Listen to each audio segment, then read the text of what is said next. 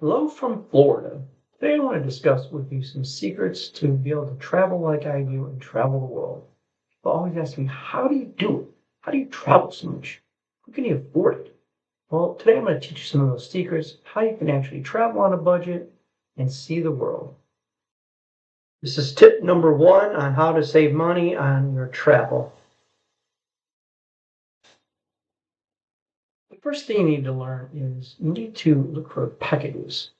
The mistake a lot of people do is they go and they buy the hotel separate and the flight separate and the car rental separate. If you go to Expedia, Booking, a lot of these different travel sites can actually buy the packages, which could save you hundreds of dollars. So when you're looking for trips, don't fall into the trap buying a flight and buying everything separate. You need to buy those packages. Now, also, when you're buying those packages, you need to look for certain days of the week is the cheapest times for the flights. Also, certain times of year to travel, you have to look at hotels, different places, Airbnbs, things like that. These are the things that you need to look when you're putting your package together to save money. So this is very important to learn this first. These are two examples of what I was discussing, the travel packages, Expedia and Orbitz. Price them out in packages instead of individual flights, hotels, and car rentals. This is the way to save yourself some money. Number two on how to save money on your travel adventures. Number two, I'm going to show you some flight charts. And as you can see on the flight charts, depending on what day you travel, there's a big difference in what the fares are. Certain days are very cheap, certain times of the week, certain weekends, certain days. So it's very important when you're looking for a flight to check different times if you're flexible, because you could actually save probably hundreds of dollars on a flight, depending on if you can fly, say, on a weekday versus a weekend or a weekend versus a weekday.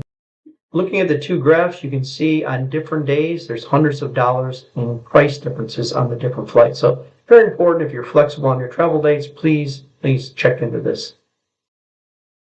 We are now to tip number three on how to save money on your travel. Cruises are also another great option. Cruises offer the variety to see many destinations and ports on one cruise. So you can see probably 3, 4, 5 different countries on one cruise. And then the cruises have options when you get to the port that they have different excursions. You can go see the sights. So you get a little bit of taste of a lot of different countries.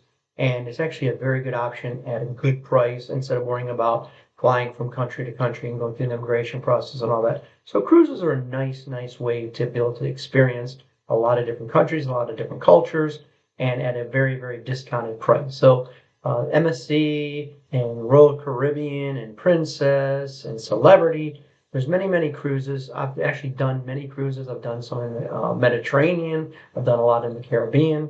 And I do like cruises because I get to see a lot of destinations, and I get to see a lot of different countries at the same time. Here's just a sample of some of the popular cruise lines that are available to take advantage of. Here's an example of some of the pricing options that some of the different cruise lines offers to use to guess. This map shows you a lot of popular European cruise destinations to choose from.